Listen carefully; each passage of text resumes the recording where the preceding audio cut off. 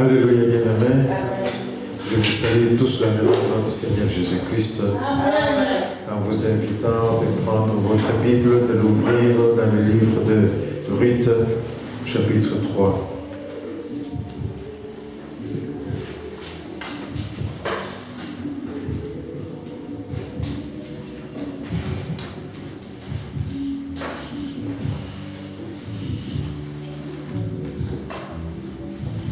Ruth, chapitre 3.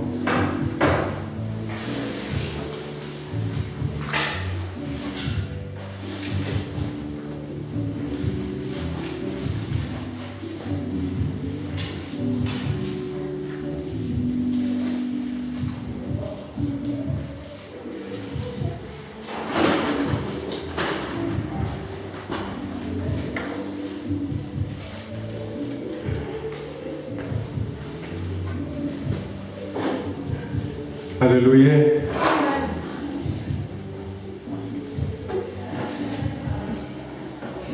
Je suis heureux d'avoir entendu le témoignage de Yanadej. C'est un témoignage qui me fait chaud au cœur. Pourquoi? Parce que nous sommes justement en train de voir le livre de Ruth. Ruth, tu dois savoir, Yanadej, que Ruth c'est une fille qui vient d'ailleurs. Une fille qui vient d'ailleurs, une fille qui ne pensait même pas qu'un jour elle vivrait. Parce qu'elle venait d'un pays qui était mort. Elle-même, elle était morte. Pourquoi? Parce qu'ils n'avaient pas Dieu Elohim là où ils étaient. Dans son pays, ils n'avaient pas Dieu Elohim. Ils avaient d'autres dieux que le Dieu Elohim. C'est-à-dire que c'était un pays qui était plongé dans les ténèbres. Là où il y a les ténèbres, il n'y a pas de Dieu. Parce que Dieu est la lumière du monde. Alléluia. Mais Dieu fait miséricorde à qui il fait miséricorde. Voici qu'il a pris cette fille. Et avec une autre, parce qu'elles étaient à deux, Ruth et Orpa. Et il a pris cette fille du milieu de ce peuple qu'il ne connaissait pas. Il les a amenés dans la maison de Naomi. Et c'est dans la maison de Naomi qu'elles ont entendu pour la première fois la parole de Dieu. Et c'est la première fois qu'elles ont entendu cette parole qui leur disait qui était Dieu Elohim. Et elles ont eu la révélation par cette parole que Dieu Elohim existe, qu'il est vrai, et que c'est par lui que toutes choses ont été créées.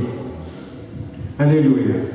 En entendant les paroles qui sortaient des gens de ces maisons, Elimelech ou sa femme Naomi, ces paroles-là sont entrées dans leur cœur et a créé quelque chose qu'on appelle la foi.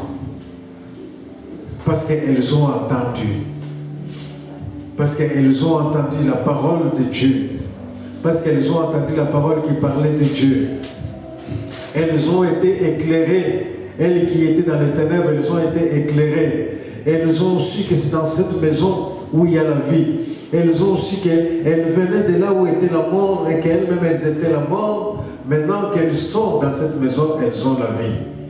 À l'instar de nous, de toi et de nous tous, nous venons aussi d'ailleurs.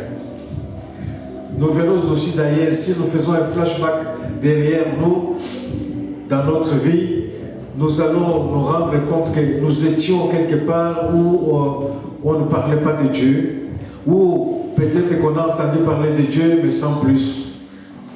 Sans plus. Mais maintenant, par la miséricorde de Dieu, il nous a amenés dans sa maison, qu'on appelle l'Église. Et cette maison dont maintenant nous faisons son corps et lui, il est la tête. Et dans cette maison, nous avons entendu sa parole qui nous a instruits sur son existence éternelle, sur ses bienfaits sur nous. Alors nous avons su, nous avons compris que c'est par lui que nous vivons, c'est pour lui que nous vivons, et c'est pour lui aussi que nous mourons. Alléluia. Comme disait Ruth à Naomi, il disait, Naomi, toi, moi je ne te laisse pas. Là où tu iras, j'irai avec toi. Là où tu vas mourir, je vais mourir aussi avec toi. Mais j'ai choisi que ton Dieu sera aussi mon Dieu.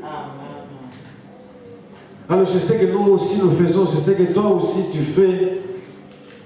Tu as choisi Dieu pour être ton Dieu.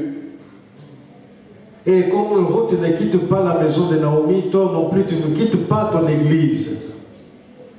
Parce que c'est là où tu vis réellement avec Dieu.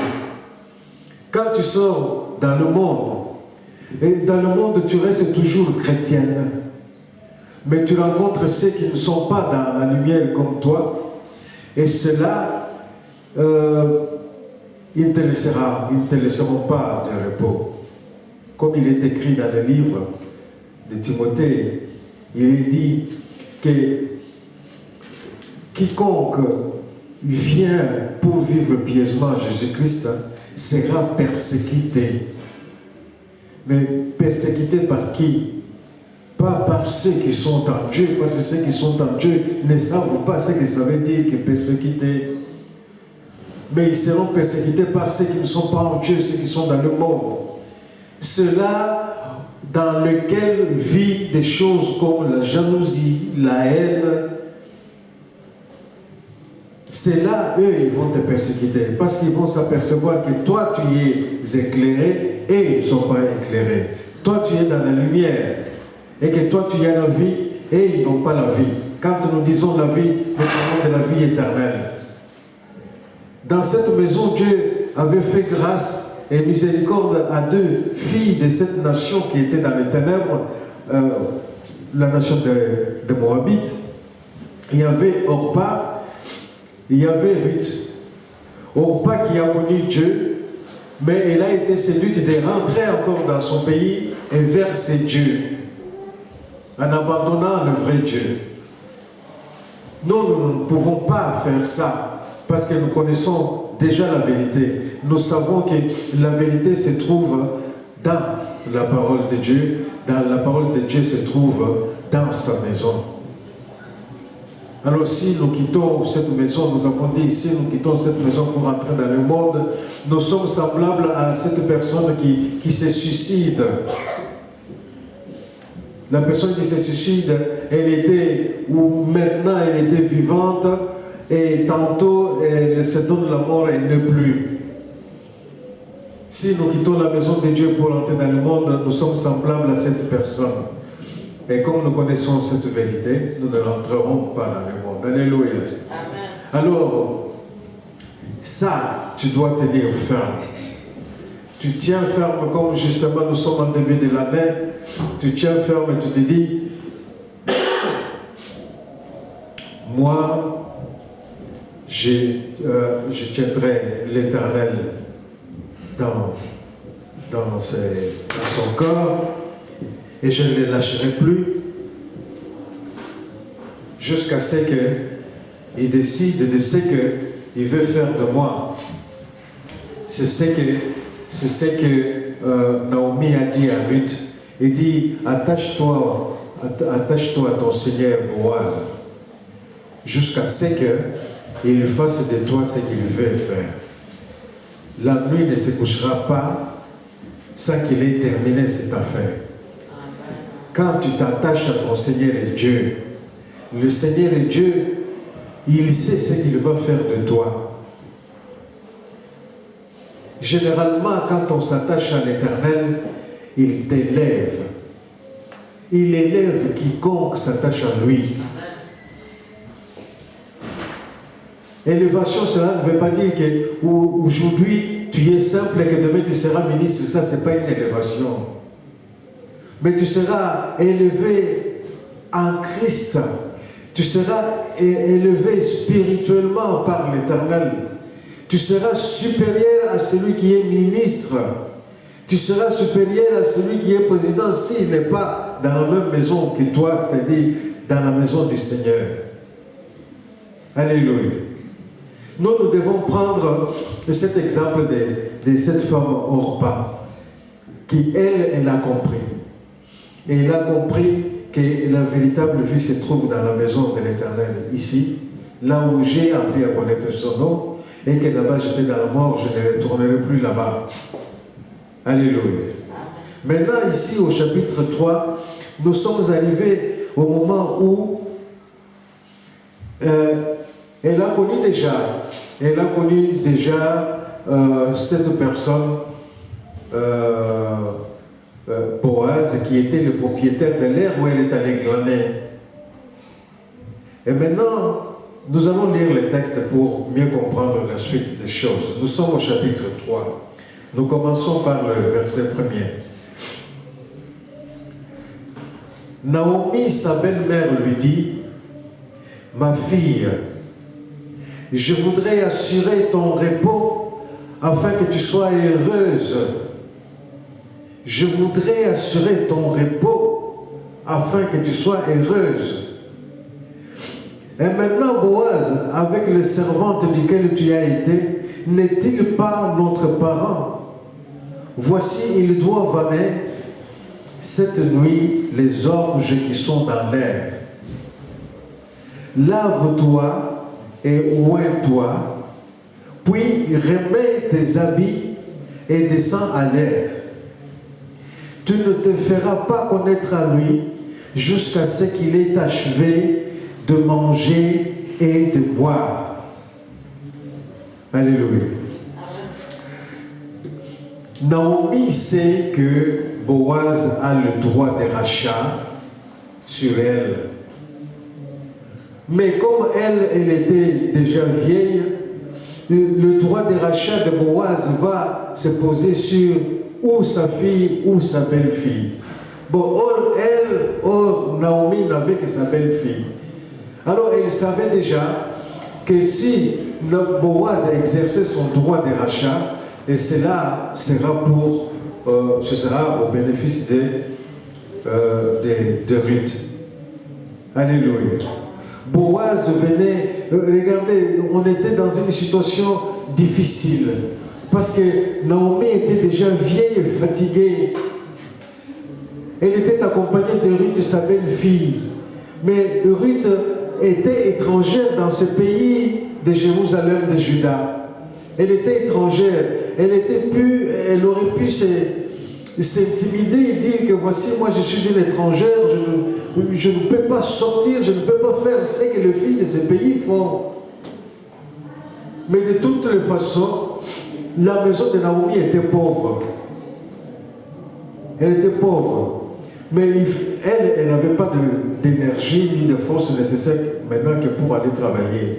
Maintenant, qui devait faire manger la maison, c'était Naomi, c'était Ruth, parce qu'elle était encore jeune, elle pouvait encore aller travailler et gagner de quoi manger. Mais elle était d'origine étrangère du pays qui ne connaissait pas Dieu. Regardez la situation là comme elle se présente. Alors les gens de ce pays qui, eux, ils se disent descendants d'Abraham, ils ne feront pas un cas important de Naomi, qui n'est pas descendant d'Abraham. Mais ce qu'ils ne savaient pas, c'est que Naomi est devenue descendante d'Abraham en esprit. Parce qu'elle a entendu parler de l'Éternel, elle a cru en l'Éternel, et elle croit tellement fort en l'Éternel qu'elle a abandonné son père et sa mère et son pays, sa nation, pour suivre celle qui connaissait ce vrai Dieu-là. C'est ça qu'on appelle la foi. Et quand on a une foi comme ça, on est directement descendant d'Abraham, qui est le père de la foi. Alléluia. Mais c'est Boaz-là qui avait le droit de rachat sur la maison de Naomi. Il est le type de Jésus-Christ, hein, qui a le droit de rachat sur nous, sur toi, sur moi, sur toutes, sur nous. Et ce droit de rachat, il est venu l'exercer le jour où il est venu se donner. Il est venu se donner jusqu'à mourir sur la croix pour nous racheter. Alors il n'avait pas ni des euros sur lui, ni des dollars sur lui, mais il nous a rachetés à un prix beaucoup plus précieux que ça. Il a donné son corps et sa vie. Les gens là, les gens du monde là, qui l'ont condamné, qui l'ont crucifié, ils n'avaient aucun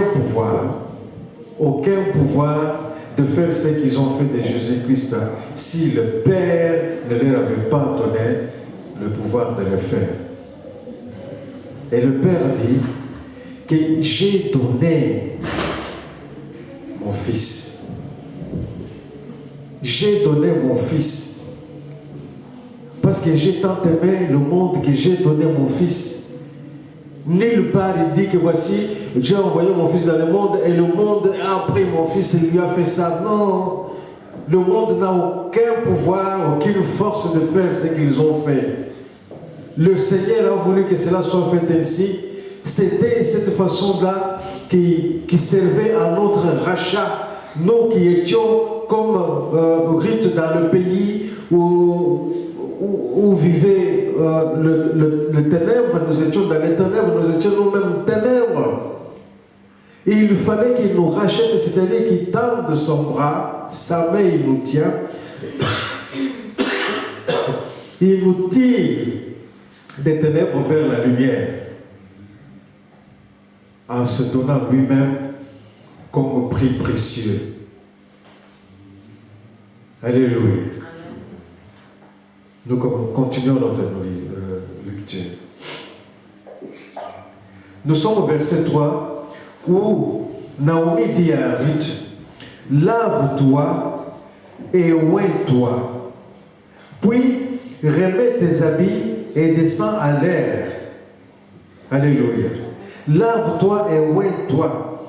C'est-à-dire qu'elle conseille à Naomi de se faire belle. Elle devait être très belle que pour être remarquée par Boaz. Parce que là, il y avait d'autres femmes qui étaient belles aussi. Alors, il devait se faire encore beaucoup plus belle pour être remarquée de Boaz. Et toi et moi aussi, pour être remarqués par notre Seigneur, nous devons nous laver aussi. Nous devons nous faire belles, nous faire beaux, pour être remarqués par notre Seigneur. Alléluia. Parce que, donc, se laver et se faire beau, ou se laver et se faire belle, c'est ça qu'on appelle la sanctification. Parce que Jésus-Christ va revenir. Nous ne savons pas ni le jour ni l'heure où il viendra. Mais si entre-temps, toi tu es sanctifié, tu t'es sanctifié, tu y es prêt, tu ne sais pas quand est-ce qu'il va venir, mais quand il viendra, c'est toi qui le vas remarquer. C'est toi qui vas remarquer, alors il va t'enlever vers lui. Il va te faire quitter le monde qui te retenait là dans la souffrance, dans les manigances méchantes, dans les méchancetés. Il va t'élever vers la sainteté, vers le pays où on ne connaît pas ni la guerre ni le bruit des armes. Il va te remarquer pourquoi? Parce que tu t'es lavé et tu t'es habillé d'un linge blanc, d'une robe blanche. C'est-à-dire, tu t'es sanctifié. Et c'est à cette seule condition que le Seigneur va te remarquer. Alléluia.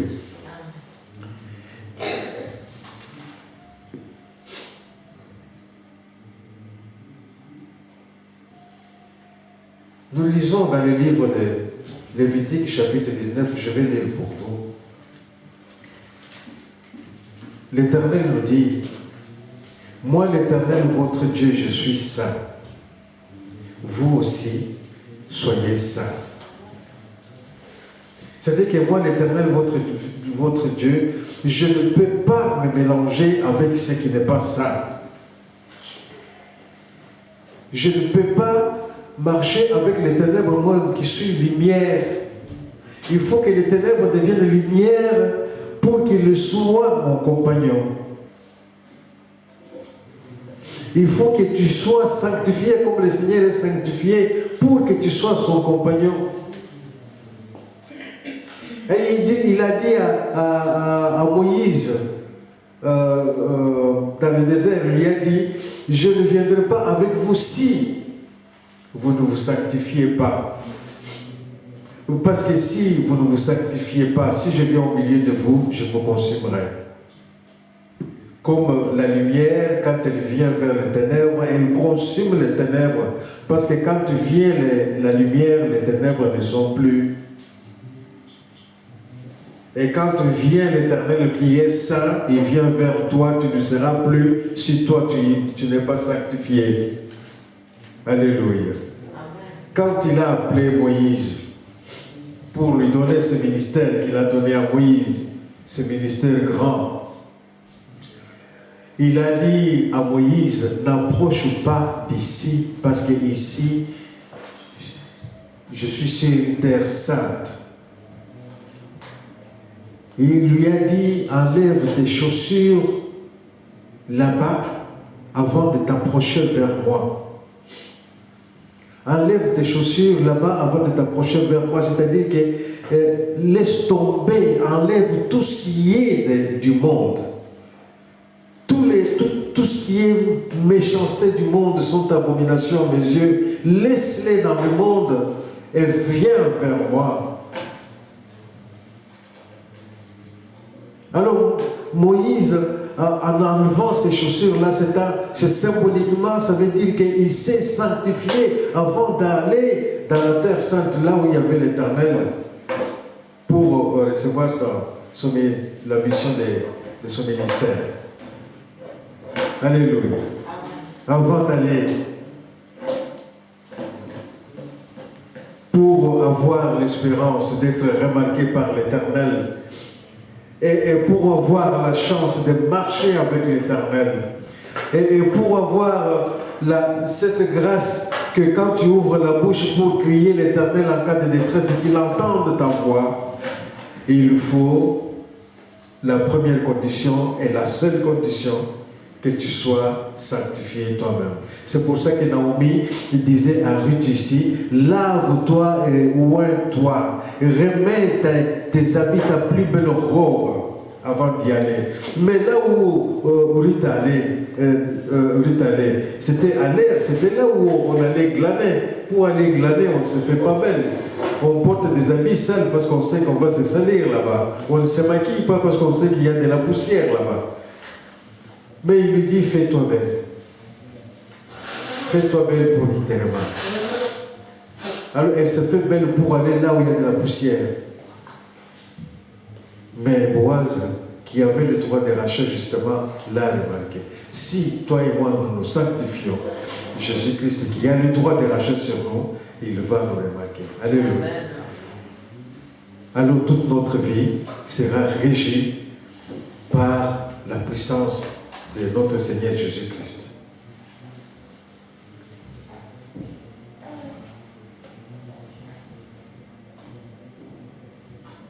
Parce que ça, c'est un passage qui est bien à lire, nous tous. Nous allons dans le livre de 2 Corinthiens, chapitre 2.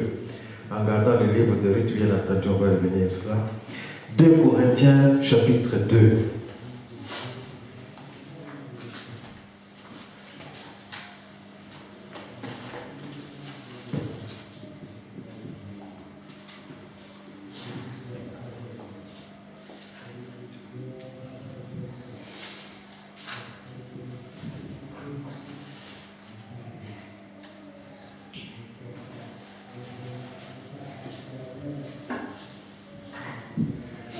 2 Corinthiens chapitre 2, nous lisons les versets 15 et 16.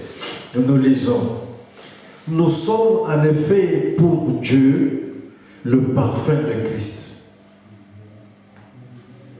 Nous sommes en effet pour Dieu le parfum de Christ. Parmi ceux qui sont sauvés et parmi ceux qui périssent. Alors il est écrit, il y a le monde dans lequel nous sommes, bien que nous ne soyons pas du monde, mais il y a ceux du monde qui sont du monde. Tous nous sommes ensemble, parce que c'est Dieu qui l'a voulu ainsi. Et c'est pour ça qu'il avait dit lui-même que quand il y a le mauvais herbe et la bonne herbe qui poussent ensemble, il a dit au moissonneur que laissez-les pousser ensemble. Il viendra un moment où le moissonneur viendra, il coupera le blé, il le mettra dans un lieu précieux et il coupera la mauvaise herbe pour la jeter au feu. Alors nous sommes tous, en attendant, nous sommes tous ensemble là. Mais tous ensemble, nous sommes deux nations tout à fait différentes. Une nation qui a pour Dieu, Dieu Elohim, une nation qui a pour Dieu Satan. Alors c'est pour ça qu'il est écrit que parmi ceux qui vivent, il dit, parmi ceux qui sont sauvés, c'est-à-dire nous, et parmi ceux qui périssent, nous sommes les parfums de Christ. Nous sommes les parfums de Christ parce que le Christ, lui, il avait le pouvoir de rachat sur nous. Il est venu nous racheter. Et comme il est parti vers le Père pour aller nous préparer une place à chacun, il nous a dit que, vous voyez, je pars, mais je ne vous laisse pas seul, je serai avec vous jusqu'à la fin des temps. Je ne vous laisse pas orphelin. En réalité, il ne nous a pas quittés, il est resté avec nous sous forme du Saint-Esprit. Celui qui est en nous, le Saint-Esprit, c'est Jésus-Christ. C'est pour ça que nous avons le parfum de Christ. Et quand tu passes à côté, là, comme ça, Dieu sent le parfum de Christ. Et il sait que c'est celui-là qui sera enlevé quand je viendrai pour prendre mon église. Verset 16.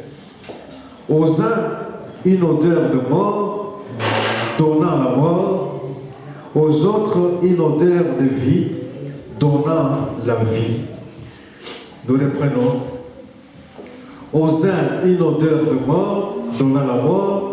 Aux autres, une odeur de vie, donnant la vie. Alors, aux uns, une odeur de mort. C'est ce que nous avons dit ici tantôt. Comme Naomi était de ces pays-là qui ne connaissaient pas Dieu, donc il ne sentait pas Jésus-Christ parce qu'il n'avait pas Jésus-Christ en eux, donc il n'avait pas le parfum de Jésus-Christ. Donc ils étaient dans la mort. Ils avaient le parfum de la mort, comme il est écrit ici. Et nous aussi, avant de connaître Jésus-Christ, quand nous étions là-bas, nous n'avions pas le parfum de Jésus-Christ. Mais dès lors que nous avons entendu la parole, que nous avons crié à la parole, nous sommes venus à Jésus-Christ, nous avons embrassé Jésus-Christ. Jésus-Christ, maintenant, il vit en nous sous forme du Saint-Esprit. Maintenant, nous qui sommes sauvés parce qu'il est en nous, nous avons le parfum de vie. Parce qu'en nous existe la vie éternelle. Tandis que les autres en eux, comme Jésus n'est pas là, existe la vie éternelle, mais dans la mort. Alléluia. Mais pourquoi est-ce que nous avons le parfum de Jésus-Christ? Parce que nous nous sommes sanctifiés. Parce que nous nous sommes sanctifiés. Si tu n'es pas sanctifié, tu ne peux pas avoir le parfum de Jésus-Christ sur toi ni en toi. Parce que Christ lui-même disait, moi je suis venu, j'ai vu, les loups ont des tanières pour dormir et les oiseaux ont des nids pour dormir. Mais moi, le Fils de l'homme, je n'ai pas où mettre ma tête. C'est-à-dire que le loup, la tanière là, c'est bon pour lui, il a aimé, alors il dort là, il vit là. L'oiseau, son nez là, c'est bon pour lui, c'est douillet et tout. Il aime ça. Alors il vit là, il dort là. Mais maintenant le Fils de l'homme vient. Il cherche le meilleur hôtel qu'il peut trouver. Il a un hôtel 5 étoiles pour dormir. Il a regardé, il n'a pas trouvé. Alors c'est comme ça qu'il est dit dans les livres de Psaume chapitre 14. Et il est dit que Dieu regarde sur la terre et voici, il n'a pas vu un seul qui soit juste. Tous sont pécheurs. Alléluia. Tous sont pécheurs. Mais ceux qui se sont sanctifiés, ceux qui ont demandé à l'Éternel d'enlever leur péché, de pardonner leurs péchés, ceux qui se sont sanctifiés, eux, ils ont eu la grâce de voir l'Esprit de Jésus-Christ, l'Esprit Saint venir habiter en eux. Alors ils ont maintenant l'Esprit, le parfum de Jésus-Christ sur eux. Alléluia. Nous revenons dans le livre de Ruth.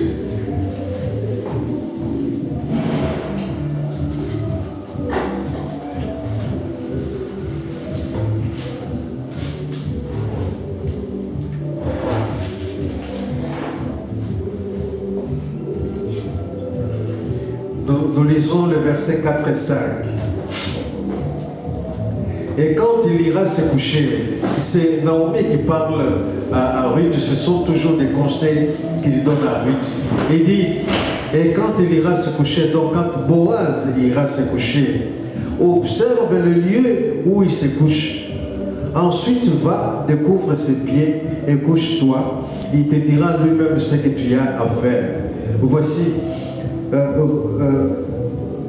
Naomi conseille à Ruth d'aller et d'observer là où Boaz va se coucher. Alors, Naomi, toute belle qu'elle s'est faite, elle va aller se coucher au pied de Boaz. Ça, c'est le signe de soumission à l'Éternel, comme le signe d'obédience à l'Éternel, et comme exactement ton baptême. Ton baptême, c'est le signe de soumission et en même temps le signe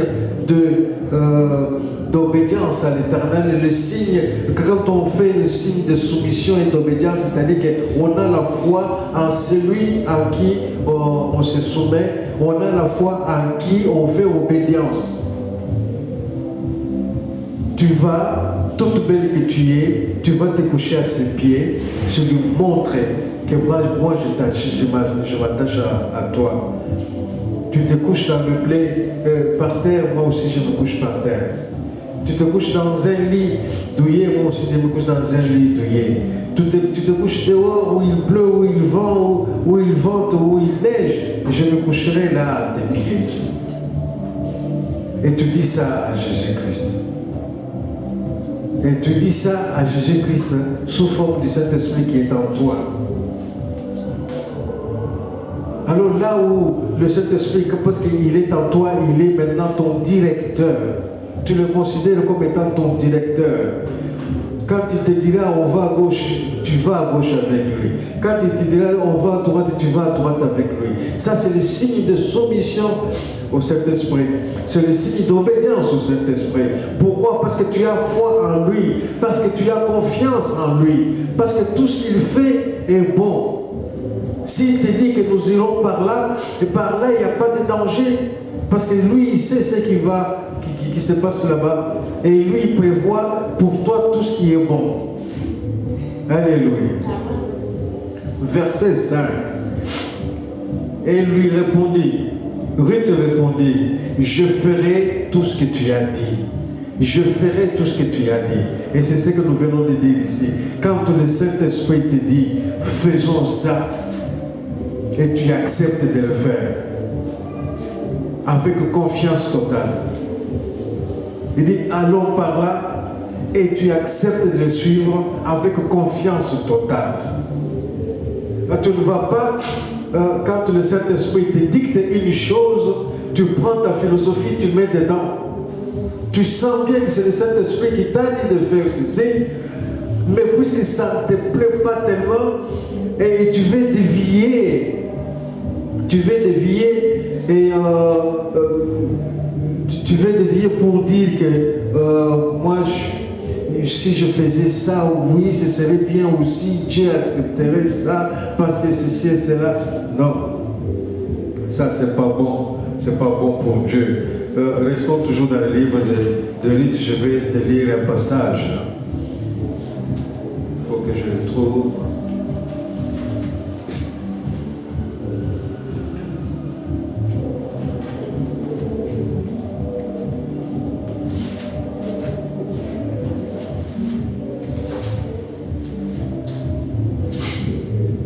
C'est dans le livre de 2 Corinthiens.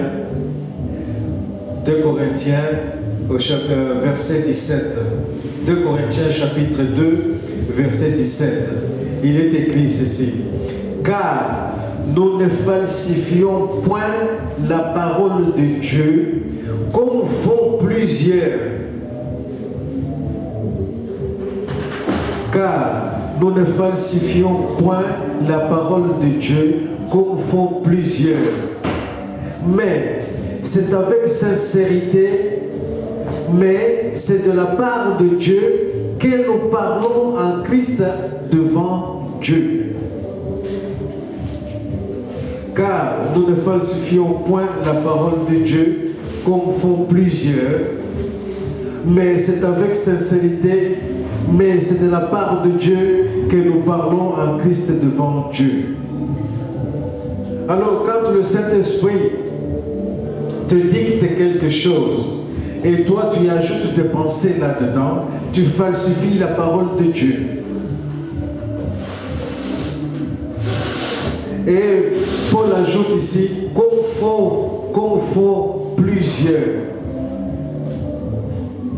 Combien n'entendons-nous pas des paroles, soi-disant des paroles de Dieu dans des prédications qui sont falsifiées? Certains utilisent le nom de Dieu dans des prédications qui sont leur